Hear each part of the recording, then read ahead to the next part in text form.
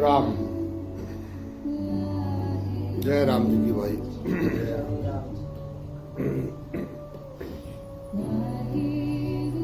राम राम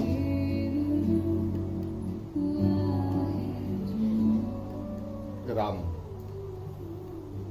अनिष्ट मिश्र चा त्रिविधि कर्म फलम भवत्यागिना प्रेत्य नासु तु सन्यासिना कवचित। ये 12वां श्लोक है भाई 18वें अध्याय का। अत्यागी नाम यानी कर्म फल का त्याग ना करने वाले मनुष्य को कर्मण यानी कर्मों का इष्टम मैंने इष्ट, अनिष्टम मैंने अनिष्ट, चा मैंने और, मिश्रम मैंने मिश्रित, त्रिविधम मैंने ऐसे 3 प्रकार का, फलम मैंने फल, प्रत्यय मैंने मरने के बाद भी, भवती मैंने होता है।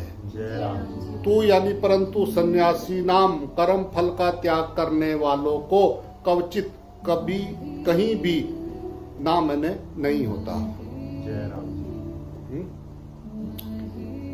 कर्म फल का त्याग ना करने वाले मनुष्य को कर्मों का इष्ट, अनिष्ट और मिश्रित ऐसा 3 प्रकार का फल मरने के बाद भी होता है, परंतु कर्म फल का त्याग करने वालों को कहीं भी नहीं होता।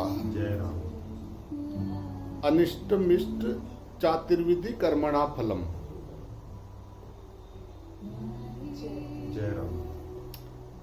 कर्म का फल 3 तरह का होता है, एक इष्ट, एक अनिष्ट और एक मिश्र।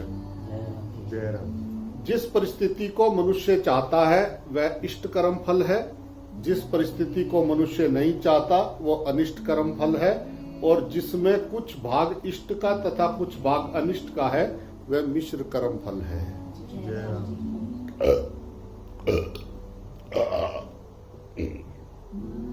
वास्तव में देखा जाए तो संसार में प्राय मिश्रित ही फल होता है। जैसे धन होने से अनुकूल यानी इष्ट और प्रतिकूल अनिष्ट दोनों ही परिस्थितियां आती हैं। धन से निर्वाह होता है यह अनुकूलता है, और टैक्स लगता है, धन नष्ट हो जाता है, छिन जाता है, यह प्रतिकूलता है। इसका तात्पर्य यह है कि इष्ट में भी आंशिक अनिष्ट और अनिष्ट में भी आंशिक इष्ट रहता ही है। कारण कि संपूर्ण संसार त्रिगुणात्मक है। यह भी 18वें अध्याय के 40वें श्लोक में इसके ऊपर चर्चा आगे होगा। ये जन्म भी दुखालय है, 8वें अध्याय के 15वें श्लोक में भगवान ने बताया है, और सुख रहित है, ये 9वें अध्याय के 33वें श्लोक में भगवान ने बताया है। अतः चाहे इष्ट यानी अनुकूल परिस्थिति हो, चाहे अनिष्ट यानी प्रतिकूल परिस्थिति हो, वह सर्वथा अनुकूल या प्रतिकूल होती ही नहीं। यहाँ इष्ट और अनिष्ट कहने का मतलब ये है कि इष्ट में अनुकूलता की और अनिष्ट में प्रतिकूलता की प्रधानता होती है। जय राम जी की। वास्तव में कर्मों का फल मिश्रित ही होता है, जय राम जी, क्योंकि कोई भी कर्म सर्वथा निर्दोष नहीं होता। जय राम जी की। 18वें अध्याय के 48वें श्लोक में भगवान ने ऐसा बताया है। जय राम जी की। बहुत त्यागी न प्रेत, उपयुक्त सभी फल अत्यागियों को अर्थात फल की इच्छा रखकर कर्म करने वाले को ही मिलते हैं, जय राम जी, सन्यासियों को नहीं। जय राम जी की। कारण कि जितने भी कर्म होते हैं वे सब प्रकृति के द्वारा अर्थात प्रकृति के कार्य शरीर, इंद्रियां, मन और बुद्धि के द्वारा ही होते हैं तथा फल स्वरूप जो परिस्थिति भी प्रकृति के द्वारा ही बनती है। जय राम जी। इसलिए कर्मों का और उनके फलों का संबंध केवल प्रकृति के साथ है, स्वयं चेतन स्वरूप के साथ नहीं। जय राम जी। परंतु जब स्वयं उनसे संबंध तोड़ लेता है तो फिर वह भोगी नहीं बनता पर त्यागी हो जाता है। जय राम जी।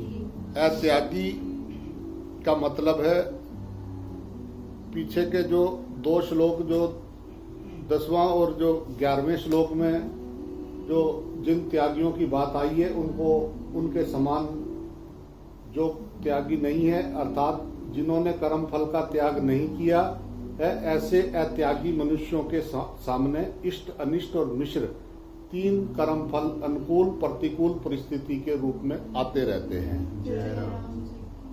जिनसे वो सुखी दुखी होते रहते हैं। उनसे सुखी दुखी होना ही वास्तव में बंधन है। जय राम जी की।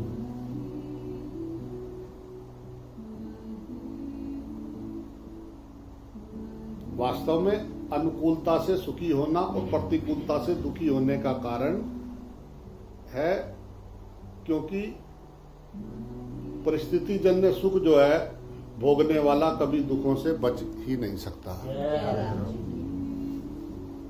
जब तक वह सुख भोगता रहेगा तब तक वह प्रतिकूल परिस्थिति में दुखी होता ही रहेगा। जय राम जी। चिंता, शोक, भय, उद्वेग आदि उसको कभी छोड़ ही नहीं सकते जय राम जी। और वह भी इन्हें कभी इनसे कभी छूट नहीं सकता। जय राम जी।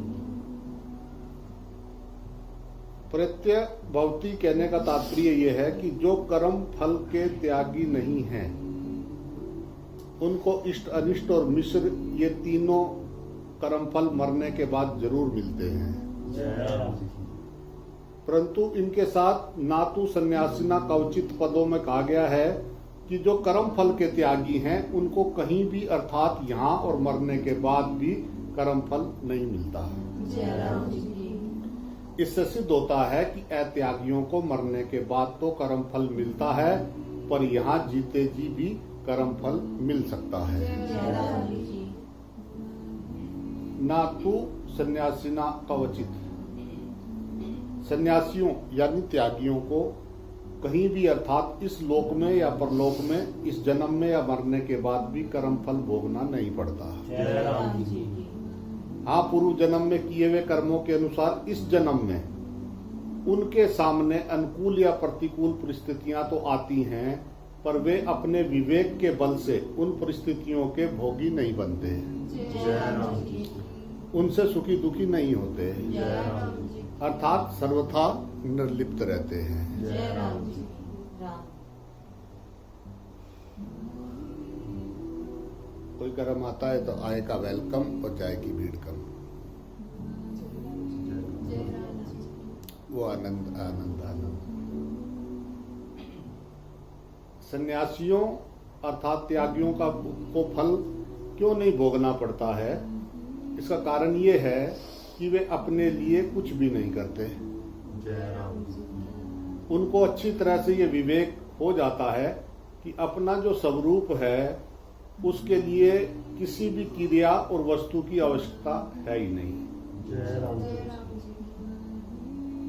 अपने लिए पाने की इच्छा से साधक कुछ भी करता है तो वह अपने व्यक्तित्व को ही स्थिर रखता है, जय राम जी की क्योंकि वह संसार मात्र के हित से अपना हित अलग मानता है। जय राम जी जब वह संसार मात्र के हित से अपना हित अलग नहीं मानता, अर्थात सबके हित में ही अपना हित मानता है, तब वह स्वतः सर्वभूत हिते रता हो जाता है।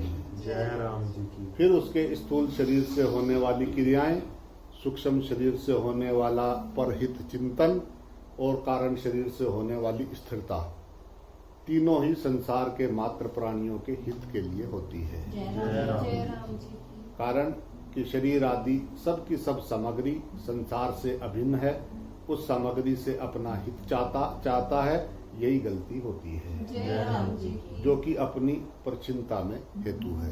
जय राम जी जय राम जी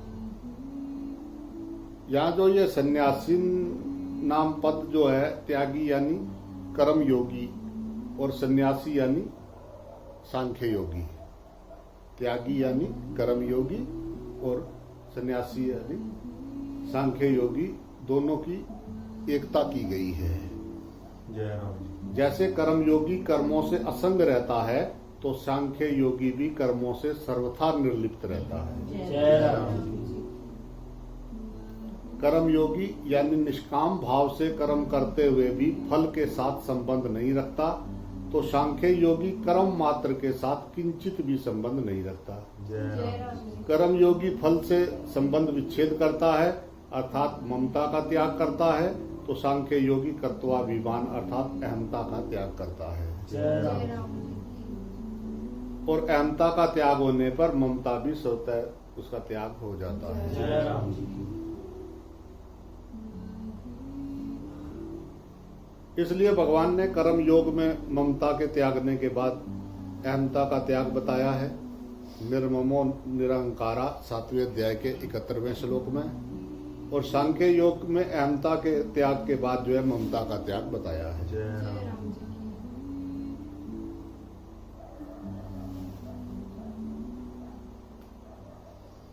अहंकार बल दर्प काम क्रोध परिग्रहम विमुचते निरम 18वें अध्याय के 53वें श्लोक में है। जय राम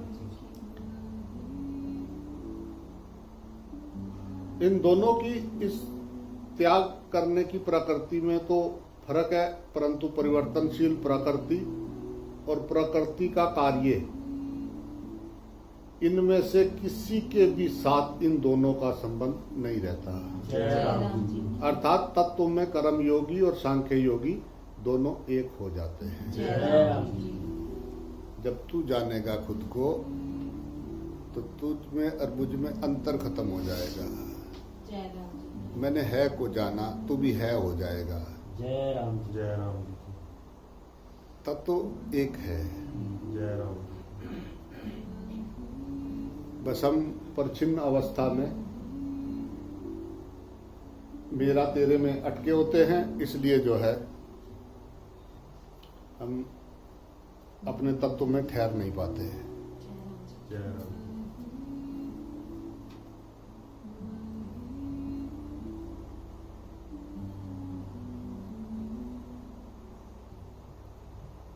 बस स्वभाव सबका अलग अलग है।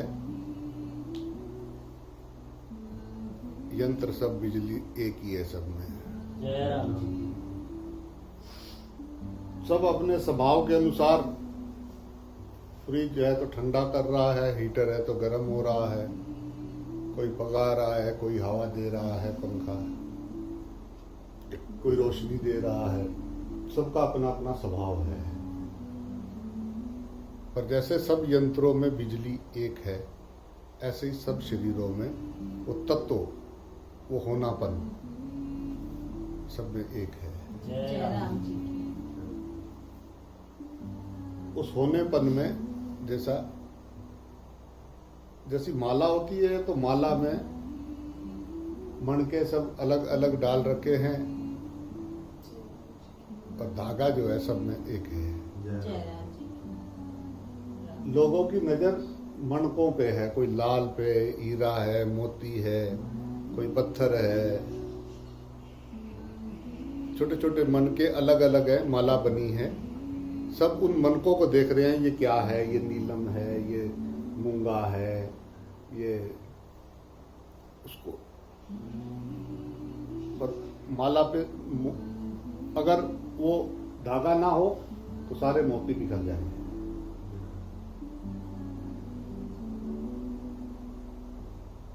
बस वो धागे पे जिसकी नजर है वो फिर आकारों में नहीं फंसता है, जय राम जी। और जिसकी नजर आकारों में है उसकी नजर धागे पे नहीं जाती है।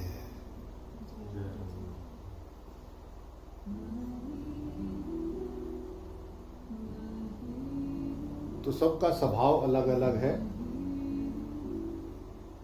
पर श्वास सब इस खाली स्थान से ही ले रहे हैं। जय राम जी।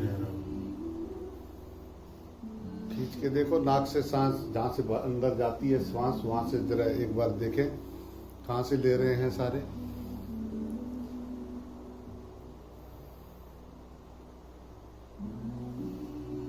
अगर सब एक नहीं होते तो लॉकडाउन क्यों करते? जय राम जी। सब में श्वास एक नहीं होती तो फिर क्या काम इन्फेक्शन होता, फिर कैसे फैलता वो?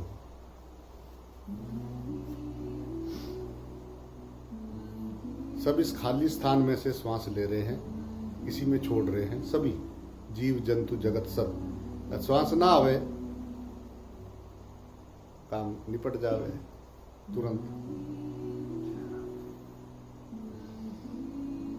इस खाली स्थान में से सब ले रहे हैं, इसमें छोड़ रहे हैं।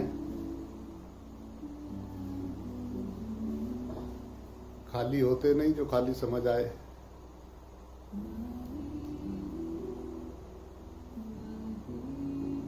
कुछ सीखना नहीं था, कुछ भरना नहीं था, भरा हुआ था, खाली करना था। जय राम जी। कमरे में भूसा भरा हुआ है और प्रकाश ढूंढ रहे। भूसा खाली कर दे, खिड़कियां खोल दे, प्रकाश हो जाएगा। जय राम जी। सीखा हुआ है और सीखना चाह रहे हैं। गुरु सिखाता नहीं, जो सीखा हुआ है उसको खाली कराता है, तब उसको आकाश समझ में आता है।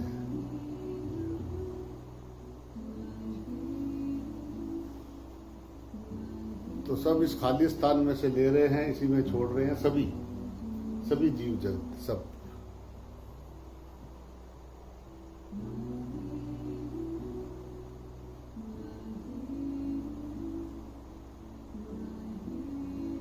वो खींचने वाला अंदर बैठा है, वो होनापन तेरा, वो टच हो रहा है तो तुझे महसूस हो रहा है कि मैं हूं।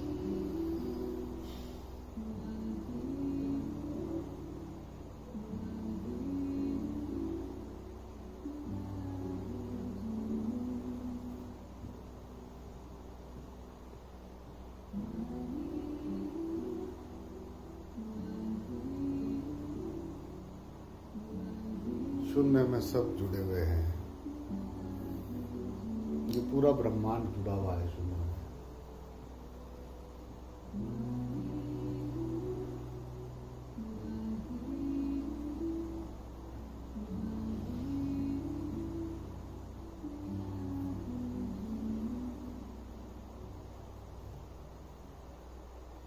जो भगवान ढूंढ रहे हैं तो उनमें भगवान देख। जय राम जी। साधक वो है, साधक का क्या काम है कि जो भगवान ढूंढ रहे हैं उनमें भगवान देखना। साधक तो सबको ही भगवान देखता है, पर जो भगवान ढूंढने निकले हैं उनमें भगवान देखना है बस, बाकी कुछ नहीं करना। ढूंढ रहे, ढूंढो उनमें भगवान देख, तेरा काम पूरा हो जाएगा। माया में फंसे हुए अज्ञानी को सत्य का ज्ञान समझाना भैंस के आगे बीन बजाने जैसा काम है।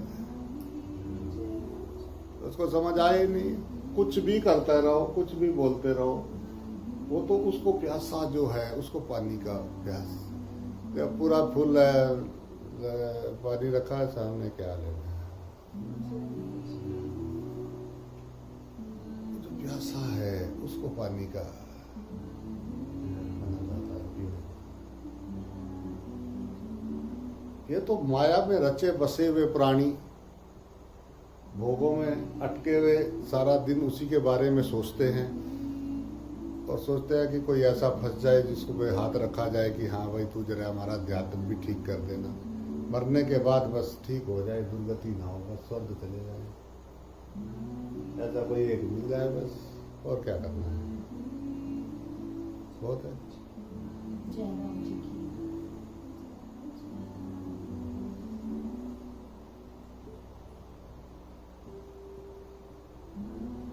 भगवान का मंदिर, भगवान बैठा हृदय में,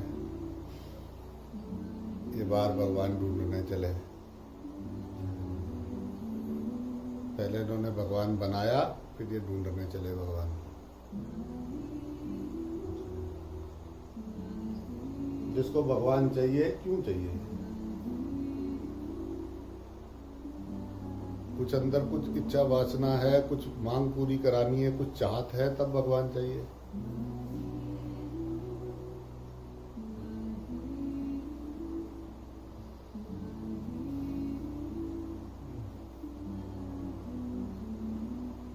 छुपम छुपाई का खेल, चल रही है एक रेल और उसमें छुपम छुपाई का चल रहा खेल। किसको ढूंढना है? ढूंढना था अपने आप को, उसने कहा भगवान ढूंढना है। जय राम जी। काम पे लगा दिया, भगवान ढूंढो।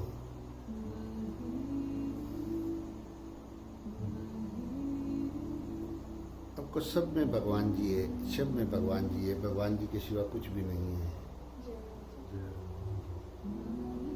मुझ में राम, तुझ में राम, सब में राम समाया है। राम राम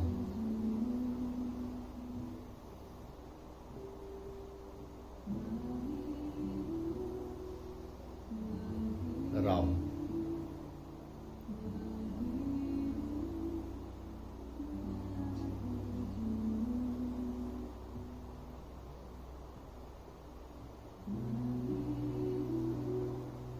राम।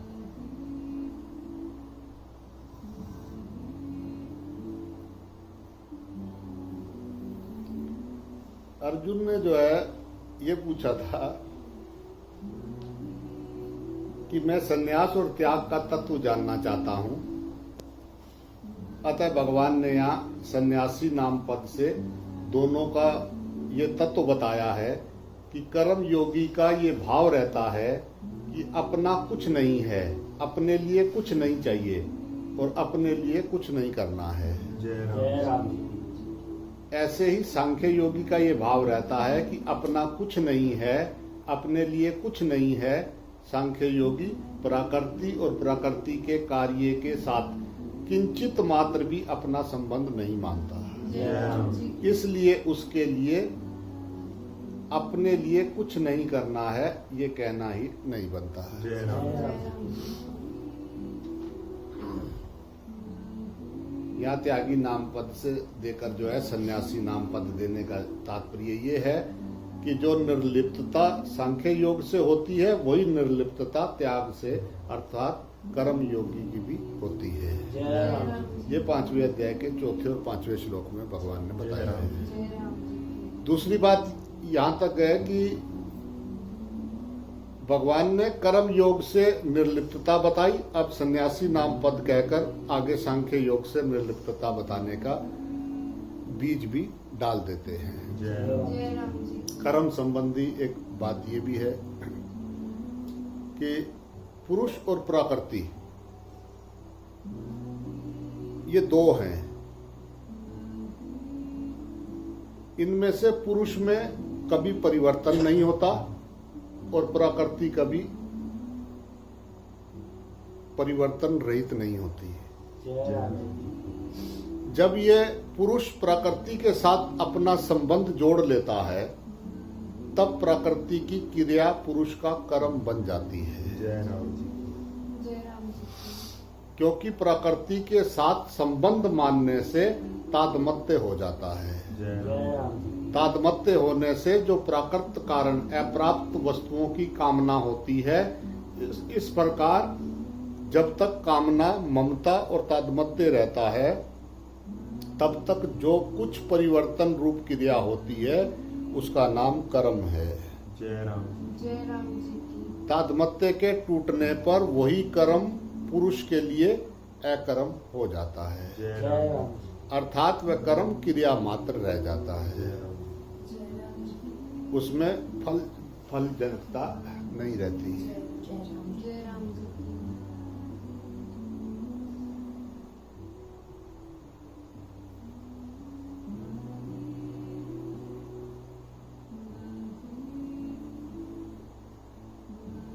राम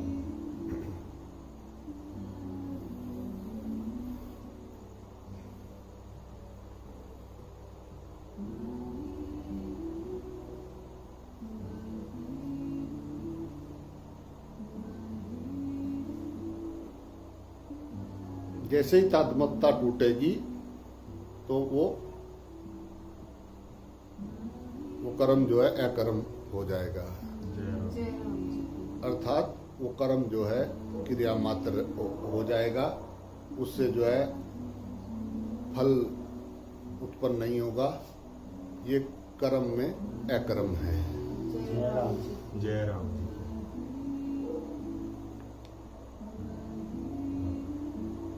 अकर्म अवस्था में अर्थात स्वरूप का अनुभव होने पर उस महापुरुष के शरीर से जो क्रिया होती रहती है वह अकर्म से कर्म है, जय राम जी अकर्म में कर्म है।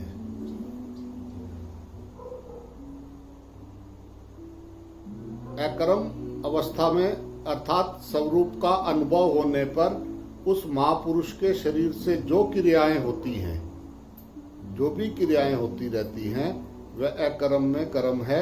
ये चौथे अध्याय के 18वें श्लोक में भगवान ने बताया है। जय राम जी इसका तात्पर्य ये हुआ कि अपने निर्लिप्त स्वरूप का अनुभव ना होने पर भी वास्तव में सब क्रियाएं प्रकृति और उसके कार्य शरीर में होती हैं, परंतु प्रकृति या शरीर से अपनी पृथकता का अनुभव ना होने से वे क्रियाएं कर्म बन जाती हैं। जय राम ये तीसरे अध्याय के 27वां और 13वें अध्याय के 29वें श्लोक में भगवान ने बताया है। जय राम जी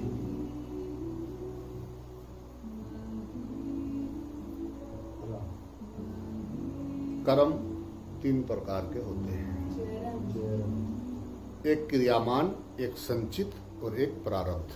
जय राम अभी वर्तमान में जो कर्म किए जाते हैं वे क्रियामान कर्म कहलाते हैं। जय राम जी वर्तमान से पहले इस जन्म में किए हुए अथवा पहले के अनेक मनुष्य जन्मों में किए हुए जो कर्म संग्रहित हैं वे संचित कर्म कहलाते हैं। जय राम जी संचितों में से जो कर्म फल देने के लिए प्रत्युत यानी उन्मुख हो गए हैं, अर्थात जन्म, आयु और अनुकूलता प्रतिकूलता परिस्थिति के रूप में परिणित होने के लिए सामने आ गए हैं, वे प्रारब्ध कर्म कहलाते हैं। जय जय राम राम जी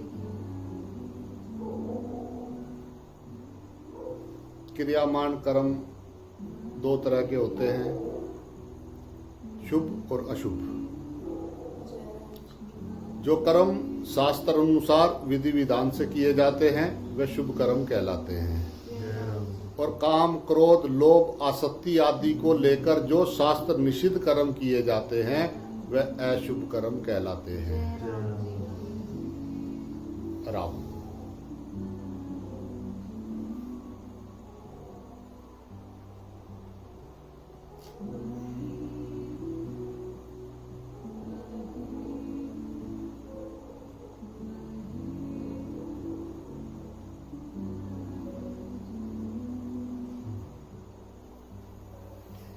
राम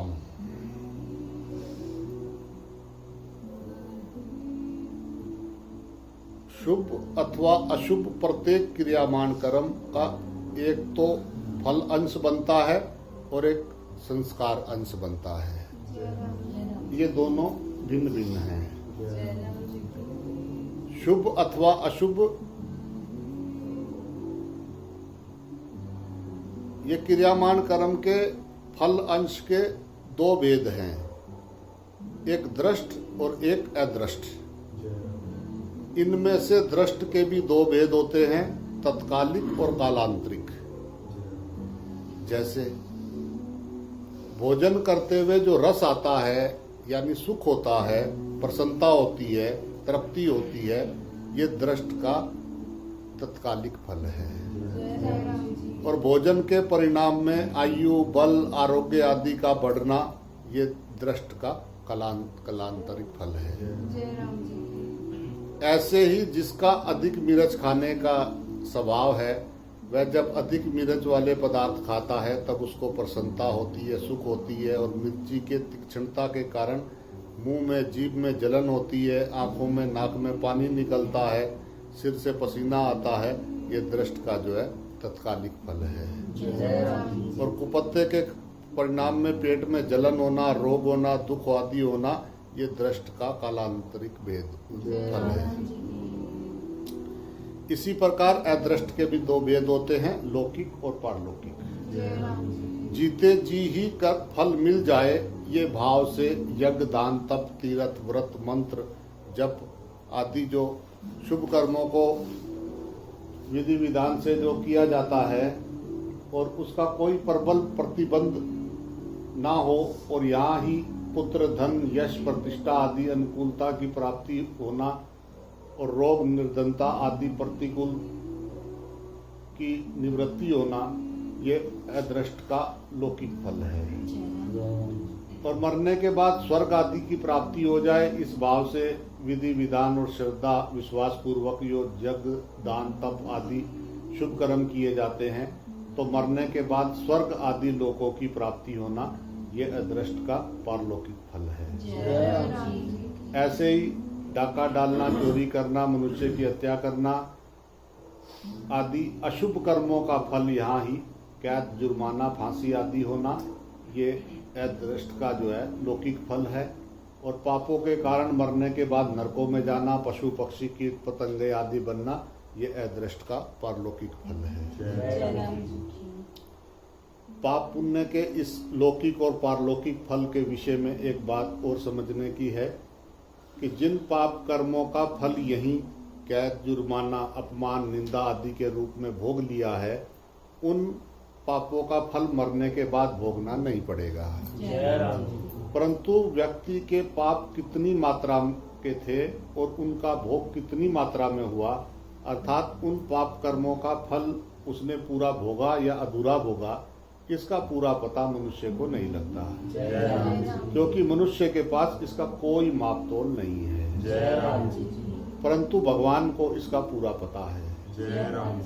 अतः उनके कानून के अनुसार उन पापों का फल यहाँ जितने अंश में कम भोगा गया है, उतना इस जन्म में या मरने के बाद भोगना ही पड़ेगा। इसलिए मनुष्य को ऐसी शंका नहीं करनी चाहिए कि मेरा पाप तो कम था पर दंड अधिक भोगना पड़ा, अथवा मैंने पाप तो किया नहीं पर दंड मुझे मिल गया।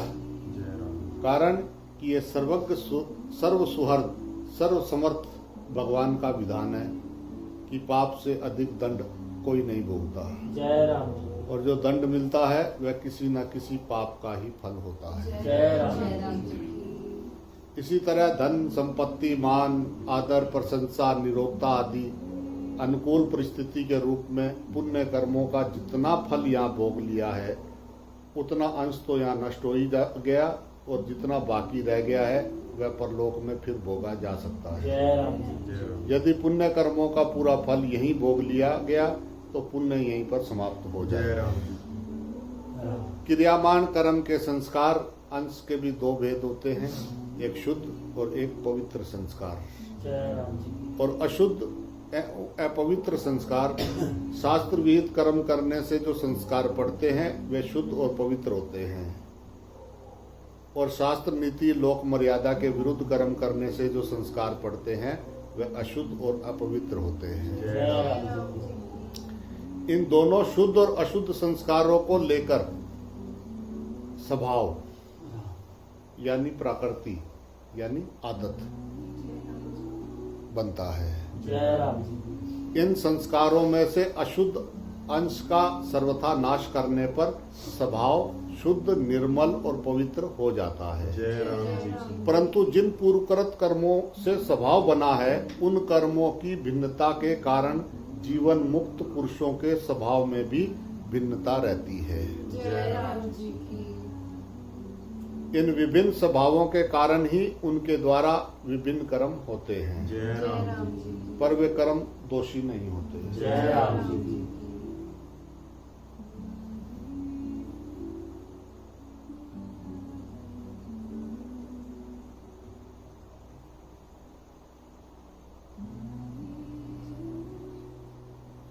राम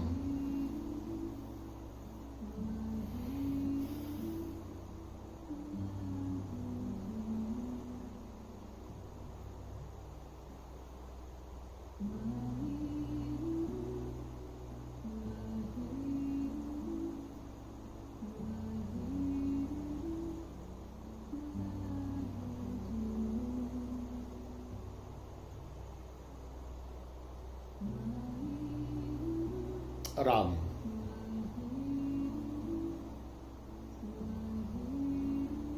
प्रत्युत वो सर्वथा शुद्ध होते हैं जय राम और उन कर्मों से दुनिया का कल्याण होता है। जय जय राम राम जी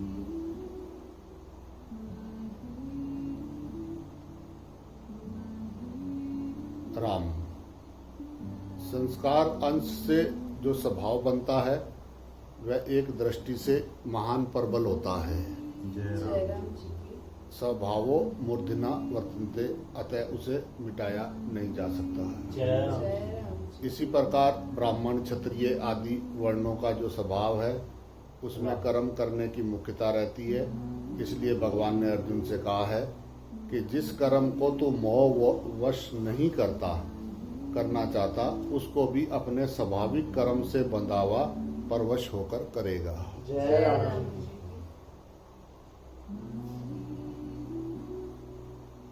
18वें अध्याय के जो है 60वें श्लोक में। जय राम जय राम अब इसमें विचार करने की एक बात यह है कि एक और तो स्वभाव की महान प्रबलता है और उसको कोई छोड़ ही नहीं सकता है, और दूसरी ओर मनुष्य जन्म के उद्योग की महान प्रबलता है कि मनुष्य सब कुछ करने में स्वतंत्र है। जय राम अतः इन दोनों में से किसकी विजय होगी और किसकी पराजय होगी, जय राम इसमें विजय पराजय की बात नहीं है। अपनी अपनी जगह दोनों ही प्रबल है। जय राम परंतु यहाँ स्वभाव ना छोड़ने की जो बात है वह जाति विशेष के स्वभाव की बात है। तात्पर्य यह है कि जीव जिस वर्ण में जन्मा है, जैसा रजवीर्य है, उसके अनुसार जो है बना हुआ जो उसका स्वभाव है उसको कोई बदल नहीं सकता। जय राम जय राम जी अतः वह स्वभाव दोषी नहीं है, जय राम निर्दोष है। जय राम जैसे ब्राह्मण, क्षत्रिय आदि वर्णों का जो स्वभाव है वह स्वभाव नहीं बदल सकता और उसको बदलने की आवश्यकता भी नहीं है, जय राम तथा उसको बदलने के लिए शास्त्र भी नहीं कहता है। जय राम जी परंतु उस स्वभाव में जो अशुद्ध अंश यानी राग और द्वेष जो है उसको मिटाने के लिए सामर्थ्य भगवान ने मनुष्य को दी है। जय राम अतः जिन दोषों से मनुष्य का स्वभाव अशुद्ध बना है उन दोषों को मिटाकर मनुष्य स्वतंत्रता पूर्वक अपने स्वभाव को शुद्ध बना सकता है। जय राम मनुष्य चाहे तो कर्म योग की दृष्टि से अपने प्रयत्न से राग द्वेष को मिटाकर स्वभाव शुद्ध बना दे। जय राम ये गीता जी के 3 अध्याय के 34वें श्लोक में भगवान ने बताया है। जय राम चाहे भक्ति योग की दृष्टि से सर्वथा भगवान के शरण होकर अपना स्वभाव शुद्ध बना ले। जय राम जी ये 18वें अध्याय के 22वें श्लोक में भगवान ने बताया है। जय राम जय जी राम जी इस प्रकार प्रकृति यानी स्वभाव जय राम जी की प्रबलता भी सिद्ध हो गई और मनुष्य की स्वतंत्रता भी सिद्ध हो गई। जय राम जी इसका तात्पर्य ये हुआ कि शुद्ध स्वभाव को रखने में प्रकृति की प्रबलता है और अशुद्ध स्वभाव को मिटाने में मनुष्य की स्वतंत्रता है। जय जय राम राम जैसे लोहे की तलवार को पारस छुआ दिया जाए तो तलवार सोना बन जाती है, जय राम जी जय राम जी परंतु उसकी मार धाड़ और आकार ये तीनों नहीं बदलते। जय राम जी इस प्रकार सोना बनाने में पारस की प्रधानता रही और मार धार आकार में तलवार की प्रधानता रही। जय राम जी ऐसे ही जिन लोगों ने अपने स्वभाव को परम शुद्ध बना लिया है उनके कर्म भी जो है सर्वथा शुद्ध होते हैं, जय राम परंतु स्वभाव के शुद्ध होने पर भी वर्ण आश्रम संप्रदाय साधन पद्धति मान्यता आदि के अनुसार आपस में उनके कर्मों की भिन्नता रहती है। जय राम जी जैसे कि ब्राह्मण को तत्वबोध हो जाने पर वह खान पान आदि में पवित्रता रखेगा और अपने हाथ से बना हुआ भोजन ही ग्रहण करेगा क्योंकि उसके स्वभाव में पवित्रता है। जय राम परंतु किसी जो है हरिजन आदि साधारण वर्ण वाले को तत्वबोध हो जाएगा तो वह खान पान आदि में पवित्रता नहीं रखेगा और दूसरों की जूठन भी खा लेगा क्योंकि उसका स्वभाव ही ऐसा पड़ा हुआ है। पर ऐसा स्वभाव उनके लिए दोषित नहीं है। जय राम जी जीव का असत्य के साथ संबंध जोड़ने का स्वभाव अनादिकाल से बना हुआ है जय राम जिसके कारण वह जन्म मरण के चक्कर में पड़ा हुआ है जय राम और बार बार ऊंच नीच योनियों में जाता है। जय राम उस स्वभाव को मनुष्य शुद्ध कर सकता है अर्थात उसमें जो कामना ममता और तादमत्य है उनको मिटा सकता है। जय राम कामना ममता और तादमत्य के मिटाने के बाद जो स्वभाव रहता है वह स्वभाव दोषी नहीं रहता। जय राम जी इसलिए उस स्वभाव को मिटाना नहीं है और मिटाने की आवश्यकता भी नहीं है। जय राम जी जब मनुष्य अहंकार का आश्रय छोड़कर सर्वथा भगवान की शरण हो जाता है तब उसका स्वभाव शुद्ध हो जाता है। जय राम जी जैसे लोहा पारस के स्पर्श से शुद्ध सोना बन जाता है स्वभाव शुद्ध होने से फिर वह स्वभाववज कर्म करते हुए भी दोषी और पापी नहीं बनता है। जय राम जी यह 18वें अध्याय के 47वें श्लोक में भगवान ने बताया है। जय राम सर्वथा भगवान के शरण होने के बाद भक्त का प्रकृति के साथ कोई संबंध नहीं रहता। जय राम फिर भक्त के जीवन में भगवान का स्वभाव काम करता है। भगवान समस्त प्राणियों के सुहृद हैं। जय राम सुहृद सर्वभूता नाम 5वें अध्याय के 29वें श्लोक में भगवान ने बताया है। जय राम जो भक्त भी समस्त प्राणियों का सुहृद हो जाता है सुहृद सर्वदेही नाम श्रीमद् भागवत जी के 3 अध्याय के 25वें स्कंद के 21वें श्लोक में ही आया है। जय राम इसी तरह कर्म योग की दृष्टि से जब मनुष्य राग द्वेष को मिटा देता है तब उसके स्वभाव की शुद्धि हो जाती है जय राम जिससे अपने स्वार्थ का भाव मिटकर केवल दुनिया के हित का भाव स्वतः हो जाता है। जय राम जैसे भगवान का स्वभाव प्राणी मात्र का हित करने का है ऐसे ही उसका स्वभाव भी प्राणी मात्र का हित करने का हो जाता है। जय राम जब उसकी सब चेष्टाएं प्राणी मात्र के हित में हो जाती हैं तब उसकी भगवान की सर्वभूत सर्वता शक्ति के साथ जो है एकता हो जाती है। जय राम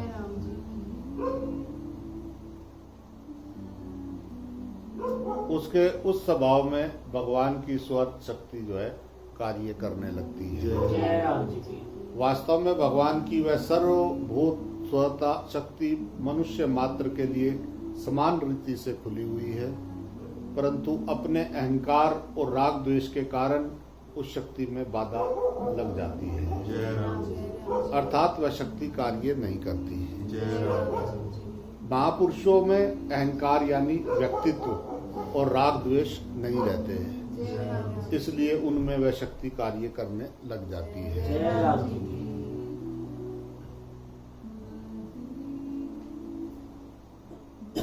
अनेक मनुष्य जन्मों में किए हुए जो कर्म यानी फल अंश है और संस्कार अंश अंतःकरण में संग्रहित रहते हैं। जय राम जी। अनेक मनुष्य जन्मों में किए हुए जो कर्म उनका फल अंश और संस्कार अंश ये अंतःकरण में संग्रहित रहते हैं, वे संचित कर्म कहलाते हैं। जय राम जी, इनमें फल अंश में तो प्रारब्ध बनता है और संस्कार अंश में सुपूर्णा होती है।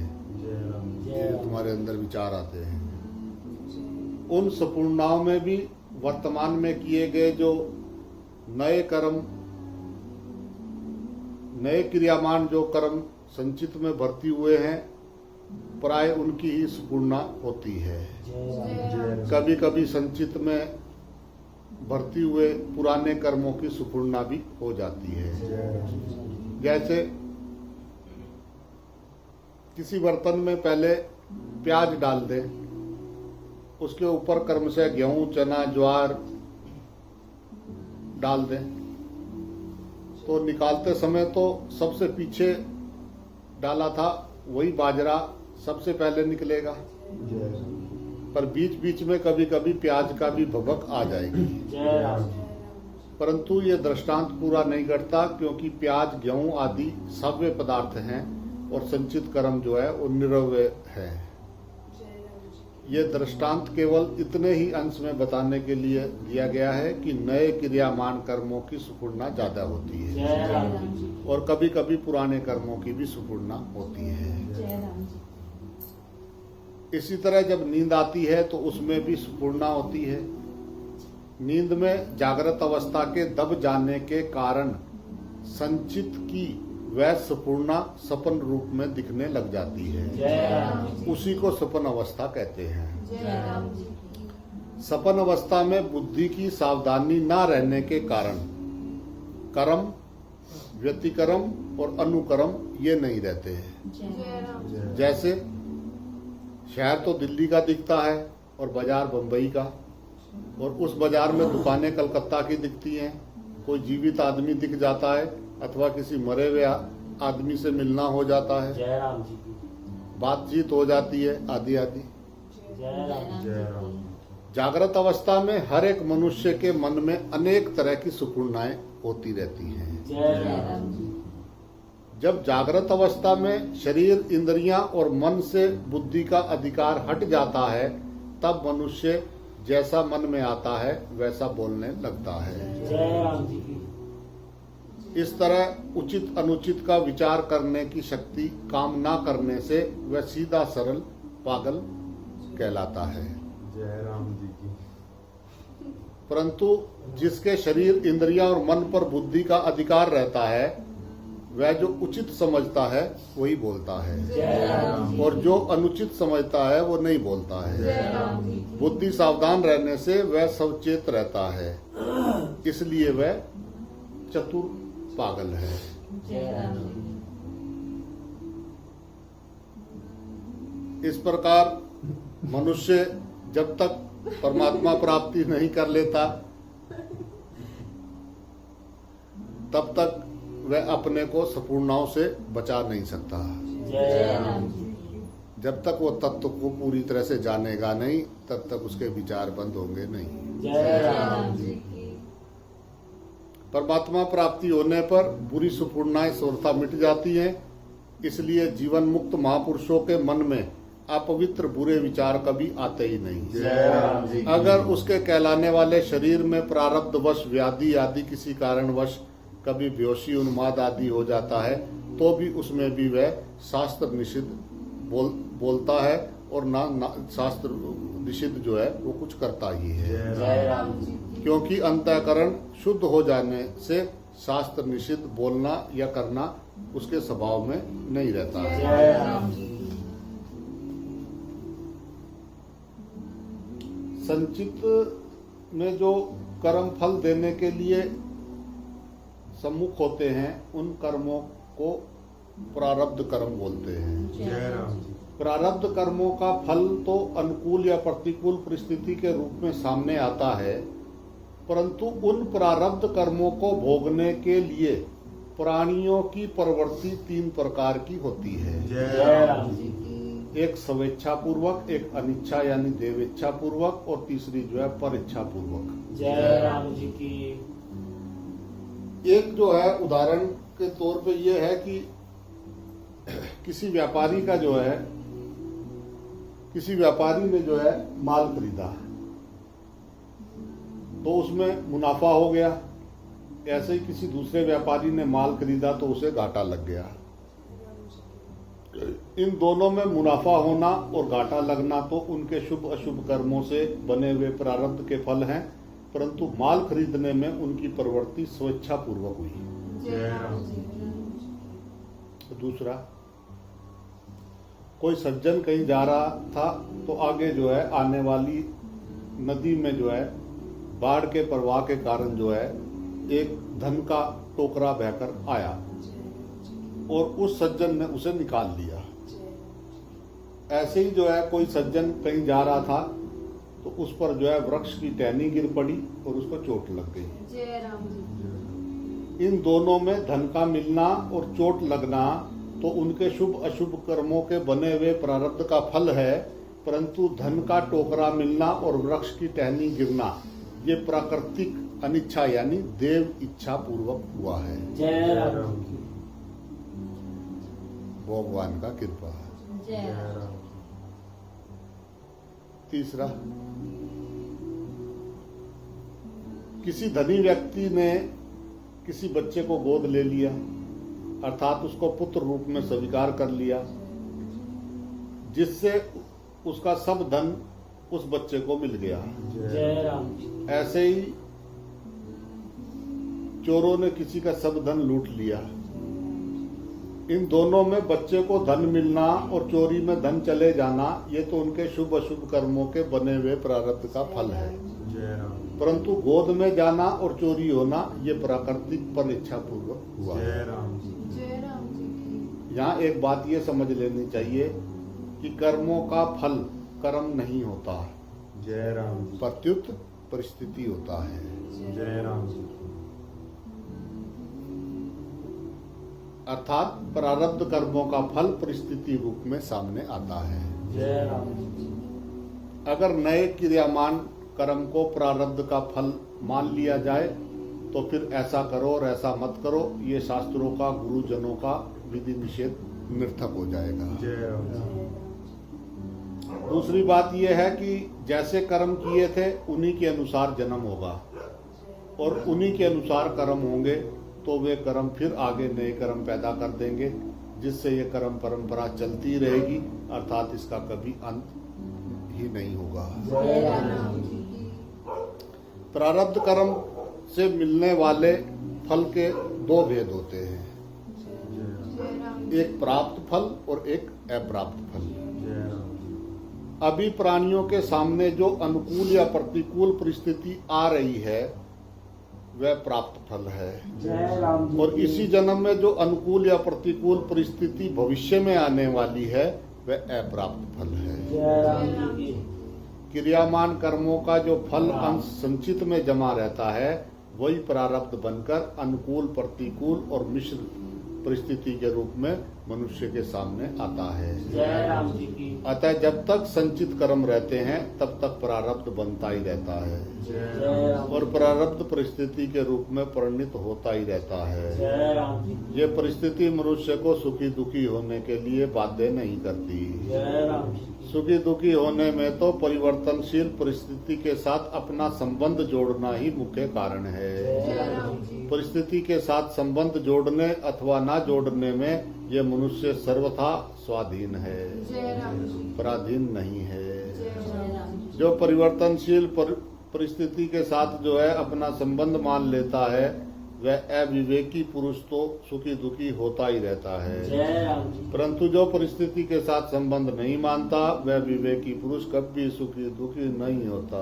जय राम जी अतः उसकी स्थिति स्वतः सम्य अवस्था में जो है होती है, जो कि जो है उसका स्वरूप है। जय राम जी। तो अपने स्वरूप में हम हैं अपने आप हर परिस्थिति के बाप। जय राम जी। कर्मों में मनुष्य के प्रारब्ध की प्रधानता है या पुरुषार्थ की, अथवा प्रारब्ध बलवान है या पुरुषार्थ। जय राम जी। इस विषय में बहुत सी शंकाएं हुआ करती हैं। उनके समाधान के लिए पहले ये समझ लेना जरूरी है कि प्रारब्ध और पुरुषार्थ है क्या। जय राम जी पर जय राम जी की। जय राम जी। मनुष्य में चार तरह की चाहना होती है। जय राम जी। एक धन की, दूसरी धर्म की, तीसरी भोग की और चौथी मुक्ति की। जय जय राम राम जी। चार चाहना मनुष्य में होती है। पहला धन की, दूसरी धर्म की, तीसरी भोग की और चौथी मुक्ति की। जय राम जी। प्रचलित भाषा में इन्हीं को अर्थ, धर्म, काम और मोक्ष नाम से कहा जाता है। जय राम जी। अर्थ, धन को अर्थ कहते हैं। जय राम वह धन दो तरह का होता है, स्थावर और जंगम। जी। जय राम जी। सोना, चांदी, रुपए, जमीन, जायदाद, मकान आदि स्थावर, गाय, भैंस, ऊंट, घोड़ा, बकरी आदि ये जंगम। जय राम जी। जय राम जी। धर्म, साकाम अथवा निष्काम भाव से जो यज्ञ, तप, दान, व्रत, तीर्थ आदि किए जाते हैं उनको धर्म कहते हैं। जय राम जी तीसरा है काम, सांसारिक सुख भोगने को काम कहते हैं। जय राम जी ये सुख भोग 8 तरह का होता है। जय राम जी। स्पर्श शब्द से, स्पर्श, रूप, रस, जय राम गंध, मान, बढ़ाई और आराम। जय राम जी। जय राम जी। शब्द, शब्द जो है 2 तरह का होता है, एक वर्णात्मक और एक ध्यानात्मक। व्याकरण, कोश, साहित्य, उपन्यास, गल्प, कहानी आदि वर्णात्मक शब्द हैं। जय राम जी। खाल, तार, फूंक के 3 बाजे, ताल का आधा बाजा, ये 3.5 प्रकार के बाजे जो है ध्यानात्मक शब्दों को प्रकट करने वाले हैं। जय राम जी। इन वर्णात्मक और ध्यानात्मक शब्दों को सुनने से जो सुख मिलता है वह शब्द का सुख है। जय राम जी दूसरा है स्पर्श। स्त्री, पुत्र, मित्र आदि के साथ मिलने से तथा ठंडा, गरम, कोमल आदि से अर्थात उनका त्वचा के साथ संयोग होने से जो सुख होता है वह स्पर्श का सुख है। जय जय राम राम जी जी। तीसरा है रूप। नेत्रों से खेल, तमाशा, सिनेमा, बाजीगिरी, वन, पहाड़, सरोवर, मकान आदि की सुंदरता को देखकर जो सुख होता है वह रूप का सुख है। जय राम जी की। चौथा है रस। मधुर यानी मीठा, अमल यानी खट्टा, लवण यानी नमकीन, कटु यानी कड़वा, जय राम जी तिक्त मैंने तीखा और कषाय मैंने कसैला। ये 6 रसों को चखने से जो सुख होता है वो जो है रस का सुख है। जय राम जी की।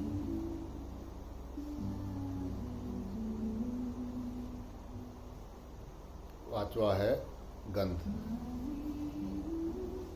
नाक से अतर, तेल, फुलेल, वलिंडर, पुष्प आदि सुगंध वाले, लहसुन, प्याज आदि दुर्गंध वाले पदार्थों को सूंघने से जो सुख होता है वह जो है गंध का सुख है। जय जय राम राम जी की।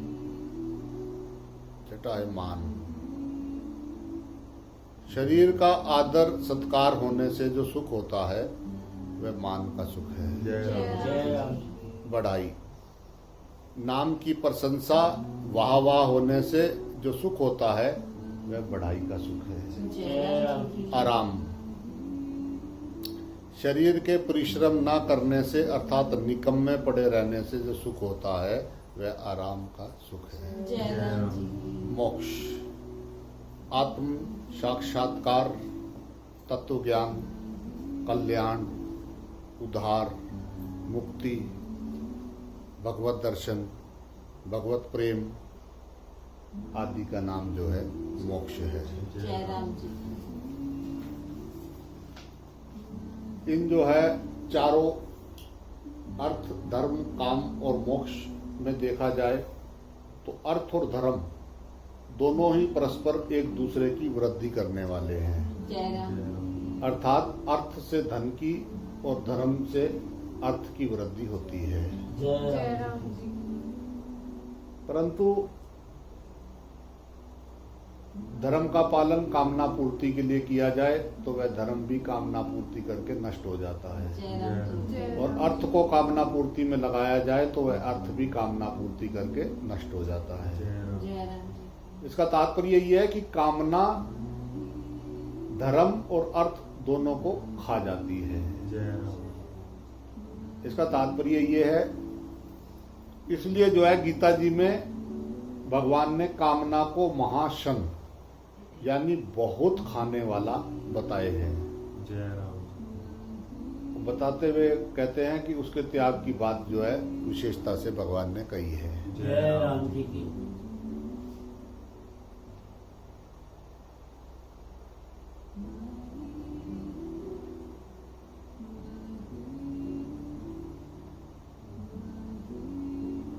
तीसरे अध्याय के जो है 37वें और जो है 43वें श्लोक में तीसरे अध्याय में ये बात भगवान ने कही है। जय राम जी। यदि धर्म का अनुष्ठान कामना का त्याग करके किया जाए तो वह अंतःकरण शुद्ध करके मुक्त कर देता है। जय राम। ऐसे ही धन को कामना का त्याग करने के दूसरे के उपकार में, हित में, सुख में खर्च किया जाए वह भी जो है अंतःकरण शुद्ध करके मुक्त कर देता है। जय राम जी।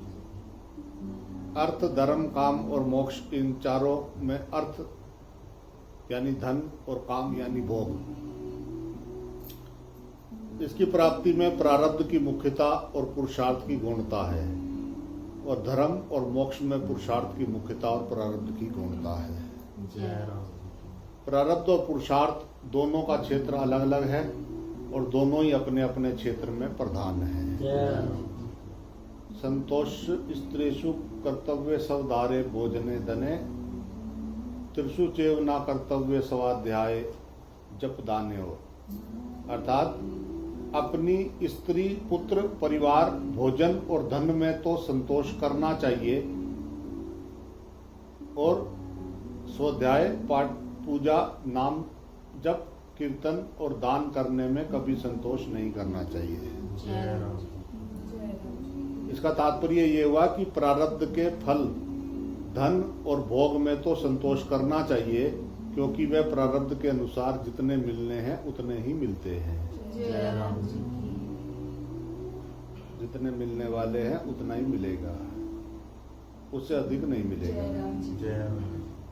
परंतु धर्म का अनुष्ठान और अपना कल्याण करने में कभी संतोष नहीं करना चाहिए जय राम। क्योंकि ये नया पुरुषार्थ है और इसी पुरुषार्थ के लिए मनुष्य शरीर मिला है।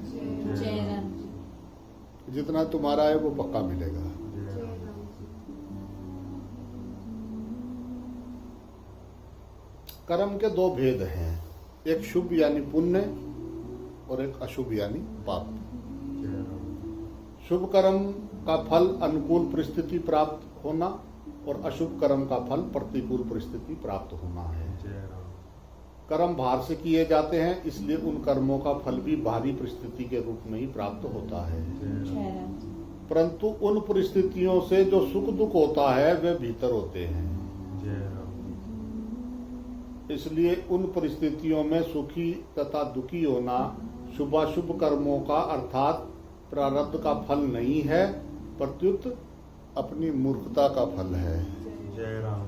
अगर वह मूर्खता चली जाए, भगवान पर अथवा प्रारब्ध पर विश्वास हो जाए, तो प्रतिकूल से प्रतिकूल परिस्थिति आने पर भी चित्त में प्रसन्नता होगी, हर्ष होगा। कारण कि प्रतिकूल परिस्थिति में पाप कटते हैं, आगे पाप ना करने में सावधानी आती है और पापों के नष्ट होने से अंतःकरण की शुद्धि होती है। जय राम जी की। साधक को अनुकूल और प्रतिकूल परिस्थितियों का सदुपयोग करना आना चाहिए, जय राम जी। दुरुपयोग नहीं। जय राम जी। परिस्थिति नहीं, मनोस्थिति बदलनी है। जय राम जी। अनुकूल परिस्थिति आ जाए तो अनुकूल सामग्री को दूसरों के हित के लिए सेवा बुद्धि से खर्च करना अनुकूल परिस्थिति का सदुपयोग है, जय राम जी।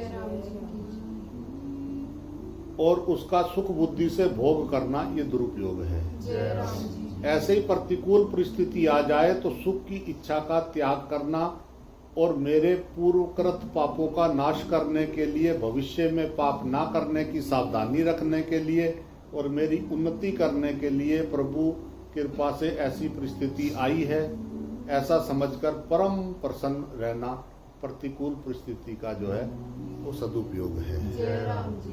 और उससे जो है दुखी होना ये दुरुपयोग है। जय राम मनुष्य शरीर सुख दुख भोगने के लिए नहीं, सुख भोग के स्थान स्वर्ग आदि है और दुख भोगने के स्थान नरक तथा 84 लाख योनियां हैं। जय राम जी। इसलिए वे भोग योनियां हैं और मनुष्य जो है वो कर्म योनि है। जय राम जी। परंतु ये कर्म योनि उनके लिए है जो मनुष्य शरीर में सावधान नहीं होते, केवल जन्म मरण के सामान्य प्रभाव में ही पड़े हुए हैं। जय राम जी। वास्तव में मनुष्य शरीर सुख दुख से ऊंचा उठने के लिए अर्थात मुक्ति की प्राप्ति के लिए ही मिला है। जय राम जी। इसलिए इसको कर्म योनि ना कहकर साधन योनि कहना चाहिए। जय राम जी। प्रारब्ध कर्मों के फल स्वरूप जो अनुकूल और प्रतिकूल परिस्थिति आती है, उन दोनों में अनुकूल परिस्थिति का स्वरूप से त्याग करने में तो मनुष्य स्वतंत्र है, पर प्रतिकूल परिस्थिति का स्वरूप से त्याग करने में मनुष्य परतंत्र है, अर्थात उसका स्वरूप से त्याग नहीं किया जा सकता। जय राम। कारण ये है कि अनुकूल परिस्थितियां दूसरों का हित करने, उन्हें सुख देने के फल स्वरूप बनी हैं और प्रतिकूल परिस्थिति दूसरे को दुख देने के फल स्वरूप बनी है। जय राम जी।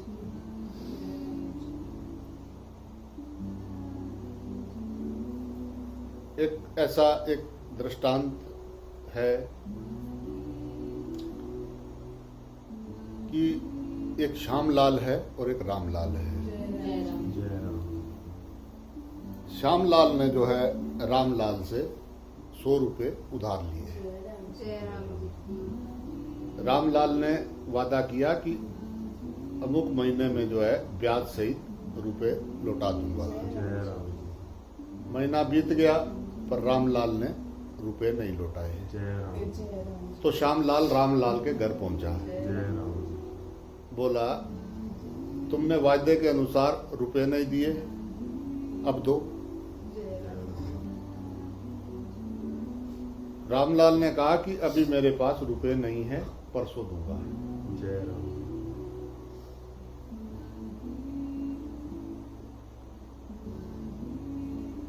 राम श्यामलाल जो है तीसरे दिन पहुंचा और बोला, लाओ मेरे रुपए दो। रामलाल ने कहा कि मेरे पास अभी पैसे नहीं हैं, जुटा सका, परसों आपके रुपए जरूर दूंगा। जय राम जी। तीसरे दिन फिर श्यामलाल पहुंचा, बोला रुपए दो। तो रामलाल ने कहा कल जरूर दूंगा। जय राम जी। दूसरे दिन श्यामलाल फिर पहुंचा, लाओ मेरे रुपए। रामलाल ने कहा रुपए जुटे नहीं, मेरे पास रुपए है नहीं, तो मैं कहां से दूं, जय राम। परसों आना। जय राम जी। रामलाल की बात सुनकर जो है श्यामलाल को गुस्सा आ गया। जय राम जी।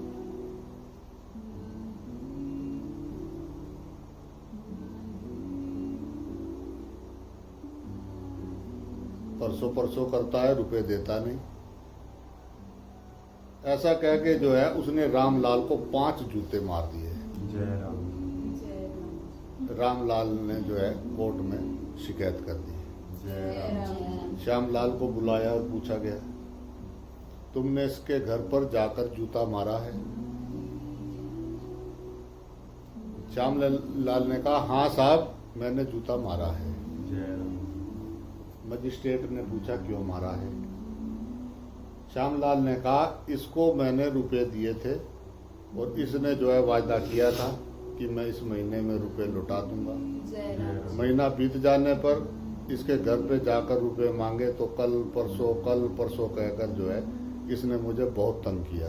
जय राम इस पर मैंने गुस्से में आकर इसे 5 जूते मार दिए। जय राम तो सरकार 5 जूतों के 5 रुपए काटकर शेष मुझे दिलवा दीजिए। जय राम मजिस्ट्रेट ने जो है हंसकर कहा, ये फौजदारी कोर्ट है, यहाँ रुपए दिलाने का कायदा नियम नहीं है, यहाँ दंड देने का कायदा है। जय जय राम राम इसलिए आपको जूता मारने के बदले कैद या जुर्माना भोगना ही पड़ेगा। जय राम आपको रुपए लेने हो तो दीवानी कोर्ट में जाकर केस करो। जय जय राम राम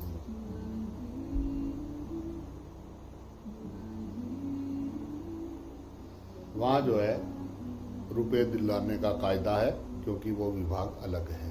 जय राम जय राम भाई जय राम जी। जय राम जी की इस तरह जो है अशुभ कर्मों का जो प्रतिकूल परिस्थिति है वह फौजदारी है, जय राम जी इसलिए उसका स्वरूप से त्याग नहीं कर सकते। जय राम जी और अशुभ कर्मों का फल जो अनुकूल परिस्थिति है वह दीवानी है, जय राम इसलिए उसका स्वरूप से त्याग किया जा सकता है। जय राम जी इससे यह सिद्ध हुआ कि मनुष्य के शुभ अशुभ कर्मों का विभाग अलग अलग है, इसलिए शुभ कर्मों यानी पुण्य और अशुभ कर्मों यानी पाप को अलग अलग संग्रह होता है। जय राम जी स्वाभाविक रूप से ये दोनों एक दूसरे से कटते नहीं, जय राम जय जी राम जी अर्थात पापों से पुण्य नहीं कटते और पुण्यों से पाप नहीं कटते।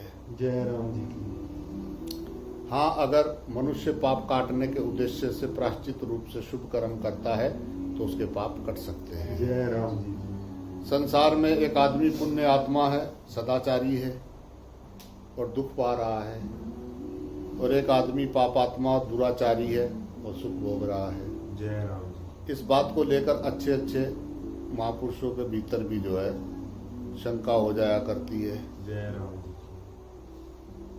कि इसमें जो है ईश्वर का न्याय कहाँ है। जय जय राम राम जय राम तो इसका समाधान ये है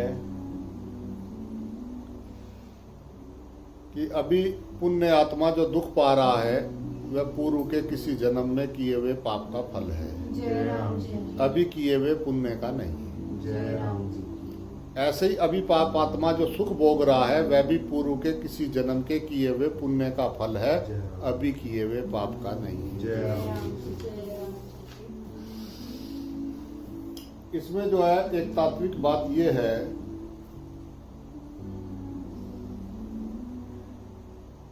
कि कर्मों के फल रूप में जो अनुकूल परिस्थिति आती है उसमें सुखी होता है, और प्रतिकूल परिस्थितियां आती हैं जो है उनमें जो है दुखी होता है, ऐसी बात है नहीं। जय राम जी जैसे अनुकूल परिस्थिति आने पर मन में अभिमान होता है, छोटों से घृणा होती है, अपने से अधिक संपत्ति वाले को देखकर उनसे ईर्ष्या होती है, ऐसे ही सूंघता होती है, अंतःकरण में जलन होती है, और मन में ऐसे दुर्भाव आते हैं कि उनकी संपत्ति कैसे नष्ट हो जाए, तथा वक्त पर उसको नीचा दिखाने की चेष्टा भी होती है।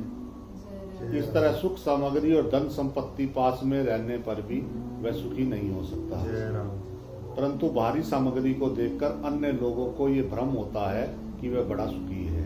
जय राम जी ऐसे ही किसी विरक्त और त्यागी मनुष्य को देखकर भोग सामग्री वाले मनुष्य को उस पर दया आती है कि बेचारे के पास धन संपत्ति आदि सामग्री नहीं है, बेचारा बड़ा दुखी है। जय राम परंतु वास्तव में विरक्त के जो है मन में बड़ी शांति और प्रसन्नता रहती है। जय राम वह शांति और प्रसन्नता धन के कारण किसी धनी में नहीं रह सकती, इसलिए धन का होना मात्र सुख नहीं है और धन का अभाव मात्र दुख नहीं है। जय राम सुख नाम हृदय की शांति और प्रसन्नता का है जय राम और दुख नाम हृदय की जलन और संताप का है। जय राम पुण्य और पाप का फल भोगने में एक नियम नहीं है। जय पुण्य तो निष्काम भाव से भगवान के अर्पण करने से समाप्त हो सकता है, जय राम परंतु पाप भगवान के अर्पण करने से समाप्त नहीं होता। जय राम पाप का फल तो भोगना ही पड़ता है, जय राम क्योंकि भगवान की आज्ञा के विरुद्ध किए हुए कर्म भगवान के अर्पण कैसे हो सकते हैं। जय राम और अर्पण करने वाला भी भगवान के विरुद्ध कर्मों को भगवान के अर्पण कैसे कर सकता है। जय राम जी प्रत्युत भगवान की आज्ञा के अनुसार किए हुए कर्म ही भगवान के अर्पण होते हैं। जय राम इस विषय में जो है एक ये है कि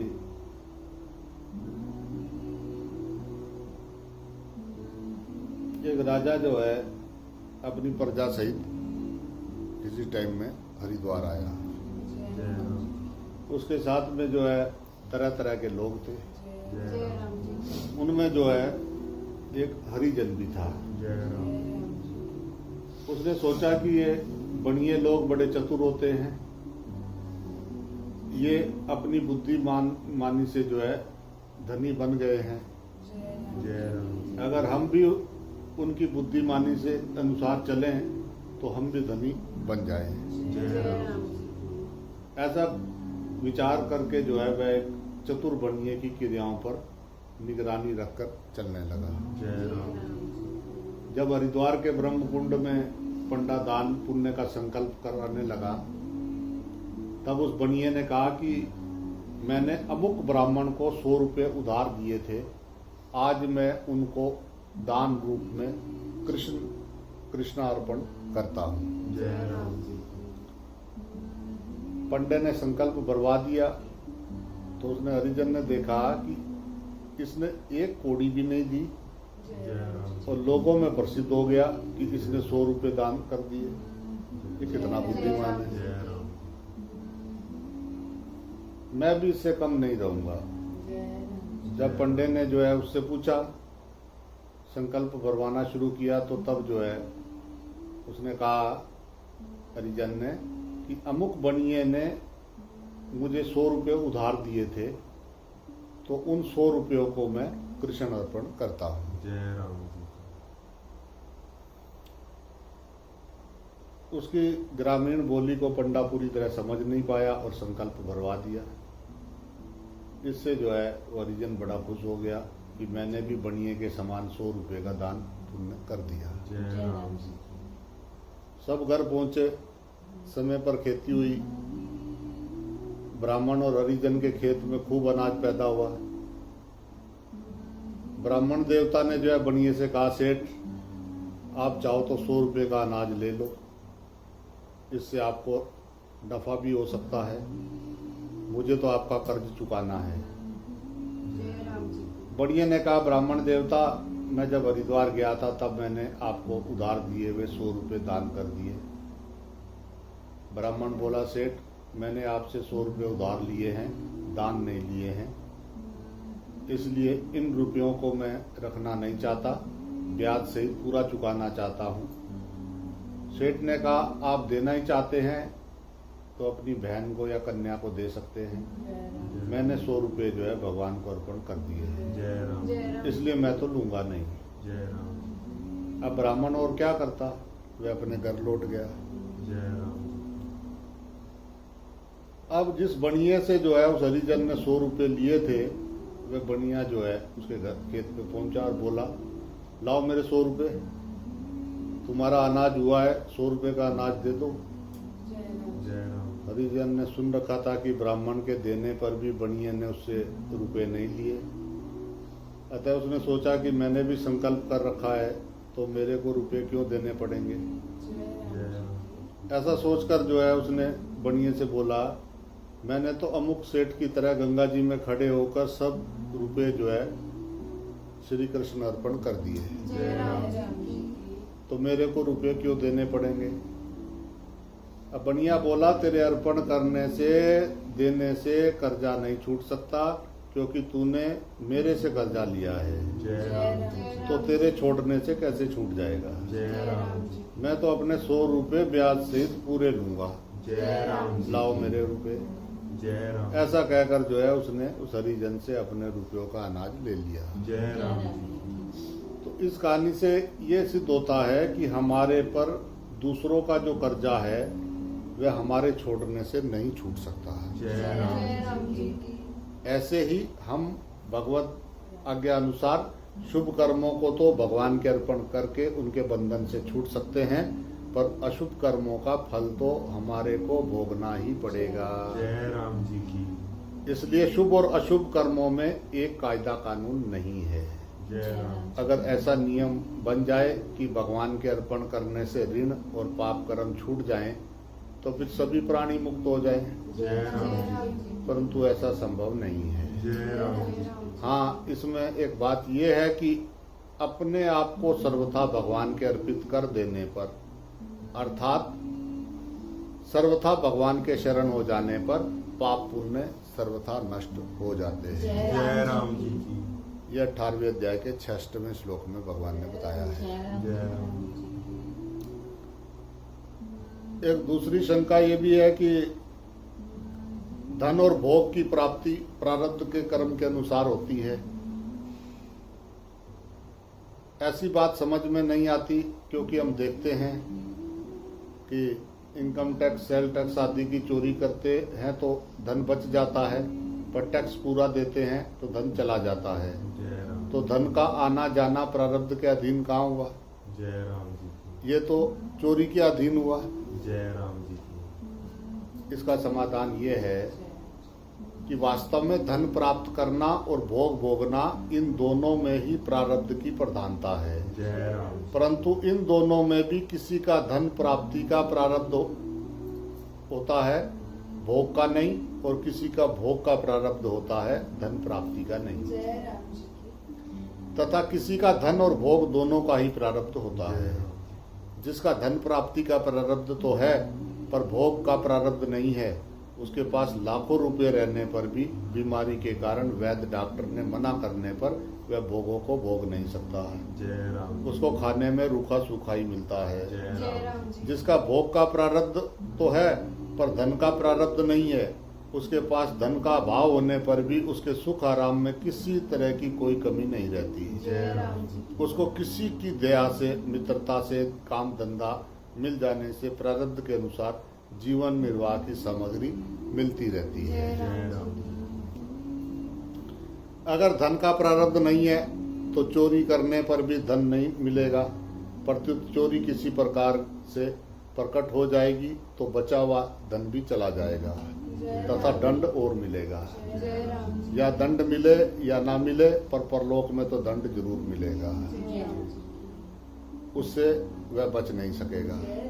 अगर प्रारब्धवश चोरी करने से धन मिल भी जाए तो भी उस धन का उपयोग नहीं हो सकेगा। जय राम वह धन बीमारी, चोरी, डाके में, मुकदमे में, ठगाई में चला जाएगा। जय राम इसका तात्पर्य ये है कि वह धन जितने दिन टिकने वाला है उतने ही दिन टिकेगा और फिर नष्ट हो जाएगा। जय राम इतना ही नहीं, इनकम टैक्स आदि की चोरी करने के जो संस्कार भीतर पड़े हैं वे संस्कार जन्म जन्मांतर तक उसे चोरी करने के लिए उकसाते रहेंगे और वह उनके कारण दंड पाता रहेगा। जय राम अगर धन का प्रारब्ध है तो कोई गोद ले लेगा, अथवा कोई मरता हुआ व्यक्ति उसके नाम वसीयत लिख देगा, अथवा मकान बनाते समय, नींव खोदते समय जमीन में गड़ा हुआ धन मिल गया, जय राम आदि आदि। जय राम इस प्रकार प्रारब्ध के अनुसार जो धन मिलने वाला है वह किसी न किसी कारण से मिलेगा ही।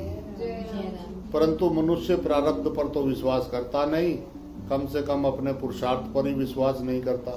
जय राम वह मेहनत से कमाकर खा लेंगे, इसी कारण जो है उसकी चोरी आदि दुष्कर्मों में प्रवृत्ति हो जाती है, जय राम जी जिससे जो है हृदय में जलन रहती है, दूसरों में छिपाव करना पड़ता है, पकड़े जाने का दंड पाना पड़ता है, आदि आदि। अगर मनुष्य विश्वास और संतोष रखे तो हृदय में महान शांति, आनंद और प्रसन्नता रहती है जय राम तथा आने वाला धन भी आ जाता है। जय राम और जितना जीने का प्रारब्ध है उतनी जीवन निर्वाह की सामग्री भी किसी न किसी तरह मिलती रहती है। जय राम जैसे व्यापार में घाटा लगना, घर में किसी की मृत्यु होना, बिना कारण अपयश या अपमान होना आदि जो है, ये प्रतिकूल परिस्थितियां कोई भी नहीं चाहता, जय राम पर फिर भी वे आती ही हैं। जय राम ऐसे ही अनुकूल परिस्थिति भी आती ही है, उसको कोई रोक नहीं सकता। जय राम भागवत जी में आया है कि सुखमिंद्रियक राजन स्वर्गे नरके एवचे देही नाम यद यथा दुखिम तस्मान छेद तद बुद्ध। राजन, प्राणियों को जैसे इच्छा के बिना प्रारब्ध अनुसार दुख प्राप्त होते हैं, ऐसे ही इंद्रिय जन्य सुख स्वर्ग में और नरक में भी प्राप्त होते हैं। जय राम अतः बुद्धिमान पुरुषों को चाहिए कि वह इन सुखों की इच्छा ना करे। जय राम जी की जैसे धन और भोग का प्रारब्ध अलग अलग होता है, अर्थात किसी को धन का प्रारब्ध होता है और किसी को भोग का प्रारब्ध होता है, ऐसे ही धर्म और मोक्ष का पुरुषार्थ भी अलग अलग होता है। जय राम अर्थात कोई धर्म के लिए पुरुषार्थ करता है और कोई मोक्ष के लिए पुरुषार्थ करता है। जय राम धर्म के अनुष्ठान में शरीर, धन आदि वस्तुओं की मुख्यता रहती है और मोक्ष की प्राप्ति में भाव और विचार की मुख्यता रहती है। जय राम एक करना होता है और एक होना होता है। जय राम जी दोनों विभाग अलग अलग हैं। जय राम करने की चीज है कर्तव्य और होने की चीज है फल। जय राम मनुष्य का कर्म करने में अधिकार है, फल में नहीं। जय राम कर्मण्यवाधिकारस्ते मां फलेषु कदाचन, दूसरे अध्याय के 47वें श्लोक में भगवान ने बताया है। जय राम जी इसका तात्पर्य यह है कि होने की पूर्ति प्रारब्ध के अनुसार अवश्य होती है, उसके लिए ये होना चाहिए और ये नहीं होना चाहिए, ऐसी इच्छा नहीं करनी चाहिए। जय राम और करने में शास्त्र और लोक मर्यादा के अनुसार कर्तव्य कर्म करना चाहिए। जय राम करना पुरुषार्थ के अधीन है और होना प्रारब्ध के अधीन है। जय राम इसलिए मनुष्य करने में स्वाधीन है और होने में पराधीन है। मनुष्य की उन्नति में खास बात है करने में सावधान रहे और होने में प्रसन्न। जय राम जी करने में सावधान रहे और होने में प्रसन्न। जय राम क्रियामान, संचित और प्रारब्ध तीनों कर्मों से मुक्त होने का क्या उपाय है? प्रकृति और पुरुष ये दो हैं। प्रकृति सदा क्रियाशील है पर पुरुष में कभी परिवर्तन क्रिया नहीं होती है। प्रकृति से अपना संबंध मानने वाला प्राकृतिस्थ पुरुष ही कर्ता और भोक्ता बनता है। जब वह प्रकृति से संबंध विच्छेद कर लेता है, अर्थात अपने स्वरूप में स्थित हो जाता है, तब उस पर कोई भी कर्म लागू नहीं होता। बोध हो जाने पर भी ज्ञानी का प्रारब्ध रहता है। जय राम ये कथन जो है केवल अज्ञानियों को समझाने के लिए है। जय राम कारण कि अनुकूल या प्रतिकूल घटना का घट जाना ही प्रारब्ध है। जय राम जी की प्राणी को सुखी या दुखी करना प्रारब्ध का काम नहीं है, जय राम जी प्रत्युत अज्ञान का काम है। जय राम अज्ञान मिटने पर मनुष्य सुखी दुखी नहीं होता। जय राम उसे केवल अनुकूलता प्रतिकूलता का ज्ञान होता है। ज्ञान होना दोषी नहीं है, प्रत्युत सुख दुख रूप विकार होना दोषी है। जय राम इसलिए वास्तव में ज्ञानी का प्रारब्ध नहीं होता। जय राम जी की दूसरा, जैसा प्रारब्ध होता है वैसी बुद्धि बन जाती है। जय राम जैसा एक ही बाजार में एक व्यापारी माल की बिक्री कर देता है और एक व्यापारी माल खरीद लेता है। जय राम बाद में जब भाव तेज हो जाता है तब बिक्री करने वाले व्यापारी को नुकसान होता है और खरीदारी करने वाले व्यापारी को नफा होता है। जय राम जी की। और जब बाजार भाव मंदा हो जाता है तब बिक्री करने वाले व्यापारी का नफा होता है और खरीदने वाले व्यापारी का नुकसान होता है। जय राम जी। अतः खरीदने और बेचने की बुद्धि प्रारब्ध से बनती है, अर्थात नफा या नुकसान का जैसा प्रारब्ध होता है उसी के अनुसार बुद्धि बन जाती है, जय राम जी। जिससे प्रारब्ध के अनुसार फल भुगताया जा सके। जय राम जी। परंतु खरीदने और बेचने की क्रिया न्याय युक्त की जाए अथवा अन्याय युक्त की जाए, इसमें मनुष्य स्वतंत्र है, जय राम। क्योंकि ये क्रियामान यानी न्यायकर्म है, जय राम जी की। प्रारब्ध नहीं है। जय राम। तीसरा, एक आदमी के हाथ में से जो है गिलास गिरकर टूट गया तो ये उसकी असावधानी है या प्रारब्ध है। जय राम जी। कर्म करते समय तो सावधान रहना चाहिए, पर जो अच्छा या बुरा हो गया उसे पूरी तरह से प्रारब्ध होनहार ही मानना चाहिए। जय राम जी की। उस समय जो ये कहते हैं कि यदि तू सावधानी बरतता तो गिलास ना टूटता, तो इससे ये समझना चाहिए कि अब आगे से मुझे सावधानी रखनी है कि दोबारा ऐसी गलती ना हो। जय राम जी की। जय राम। वास्तव में जो हो गया उसे असावधानी ना मानकर होनहार मानना चाहिए। जय राम। इसलिए करने में सावधान और होने में प्रसन्न रहे। जय राम। प्रारब्ध से होने वाले और कुपत्ते से होने वाले रोग में क्या फर्क है? जय राम। कुपत्ते जन्य रोग दवाई से मिट सकता है, परंतु प्रारब्ध जन्य रोग दवाई से नहीं मिटता। महामृत्युंजय आदि जप और यज्ञ आदि अनुष्ठान करने से प्रारब्ध जन्य रोग भी कट सकते हैं, अगर अनुष्ठान जो है उसका प्रबल हो तो। जय राम। रोग के दो प्रकार होता है, एक आदि बोलते हैं मानसिक रोग को, और व्याधि शारीरिक रोग को। जय राम। आदि के भी दो भेद होते हैं, एक तो शोक चिंता आदि और दूसरा जो है पागलपन। जय राम। चिंता शोक आदि तो अज्ञान से होते हैं और पागलपन प्रारब्ध से होता है। जय राम जी। अतः ज्ञान होने पर चिंता शोक आदि तो मिट जाते हैं, पर प्रारब्ध के अनुसार पागलपन हो सकता है। हाँ, पागलपन होने पर भी ज्ञानी के द्वारा कोई अनुचित शास्त्र निषिद्ध क्रिया नहीं होती है। जय राम जी। एक पांचवा यह है कि आकस्मिक मृत्यु और अकाल मृत्यु में क्या फर्क है? जय राम। कोई व्यक्ति सांप के काटने पे मर जाए, अचानक ऊपर से गिर के मर जाए, पानी में डूब के मर जाए, हार्ट फेल हो जाने से मर जाए, किसी दुर्घटना में मर जाए, तो ये उसकी आकस्मिक मृत्यु है। जय राम। स्वाभाविक मृत्यु की तरह आकस्मिक मृत्यु भी प्रारब्ध के अनुसार आयु पूरी होने पर होती है। जय राम जी।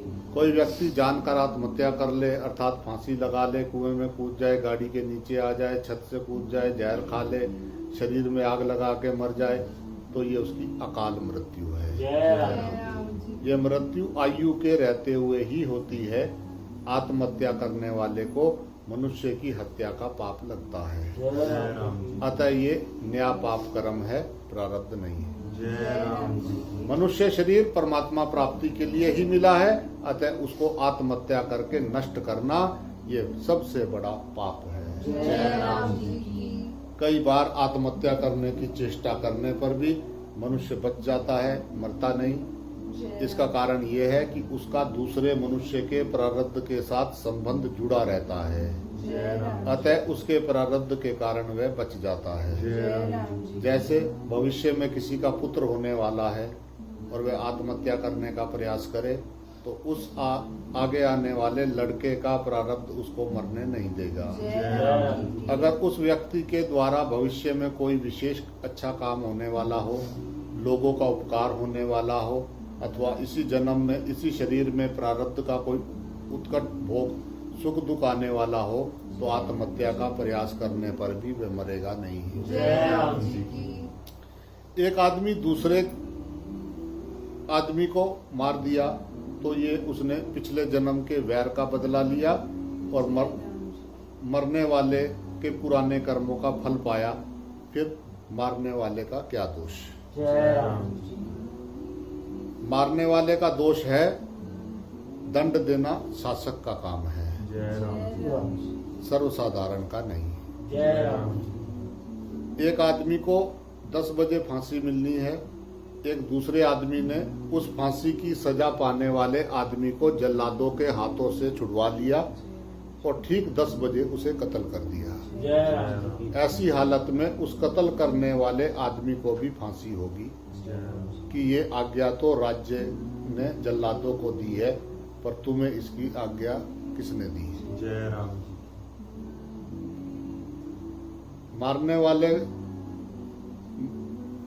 को जो है ये याद नहीं कि मैं पूर्व जन्म का बदला ले रहा हूं, फिर भी मारता है तो ये उसका दोष है।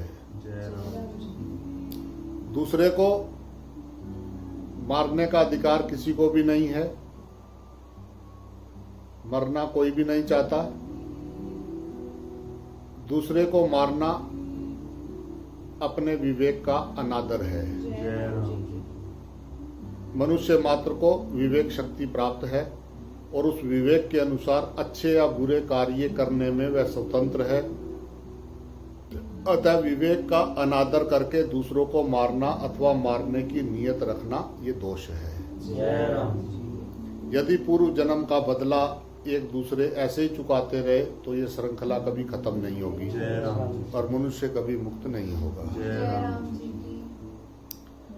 पिछले जन्म का बदला अन्य यानी सांप आदि योनियों में भी लिया जा सकता है, मनुष्य योनि बदला लेने के लिए नहीं है। जय राम जी। हाँ, ये हो सकता है कि पिछले जन्म का हत्यारा व्यक्ति हमें स्वाभाविक ही अच्छा नहीं लगेगा, बुरा लगेगा, परंतु बुरे लगने वाले व्यक्ति से द्वेष करना या उसे कष्ट देना दोष है, क्योंकि ये न्याय कर्म है। जय राम जी। बुद्धि में जो द्वेष है उसके वश में हो गया, ये दोष है। जय राम जी। उसे चाहिए कि वह उसके वश में ना होकर विवेक का आदर करे। गीता जी भी कहती है कि बुद्धि में जो राग द्वेष रहते हैं 3 अध्याय के 40वें श्लोक में, उनके वश में ना हो। तर्योन वशमा गच्छेत 3 अध्याय के 34वें श्लोक में। जय राम जी एक यह है कि प्रारब्ध में और भगवत कृपा में क्या अंतर है। जय राम जी। इस जीव को जो कुछ मिलता है वह प्रारब्ध के अनुसार मिलता है, पर प्रारब्ध विधान के विधाता जो है वो स्वयं भगवान है। जय राम जी। कारण कि कर्म जड़ होने से स्वतंत्र फल नहीं दे सकते, वे तो भगवान के विधान से ही फल देते हैं। जय राम जी। जैसे एक आदमी किसी के खेत में दिन भर काम करता है तो उसको शाम के समय जो है काम के अनुसार पैसे मिलते हैं, जय राम जी।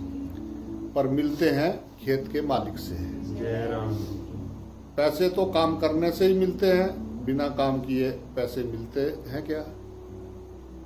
पैसे तो काम करने से ही मिलते हैं, परंतु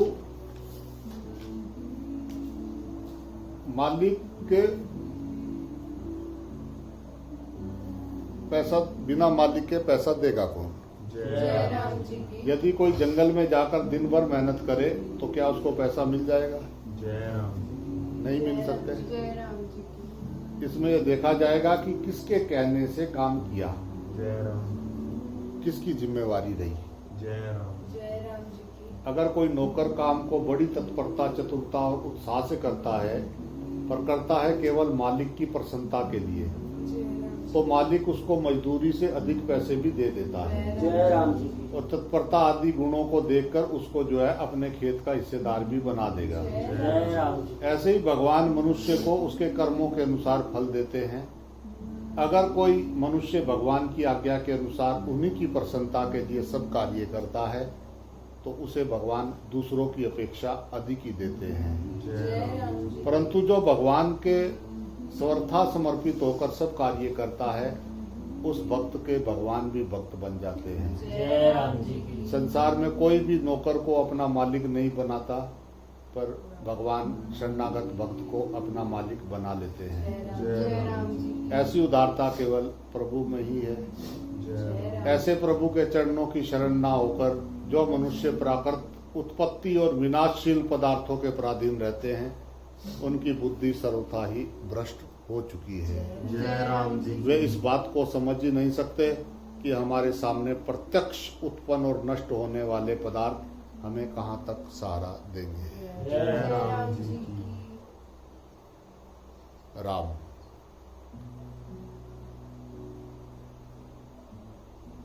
जय राम जी की। जय राम जी की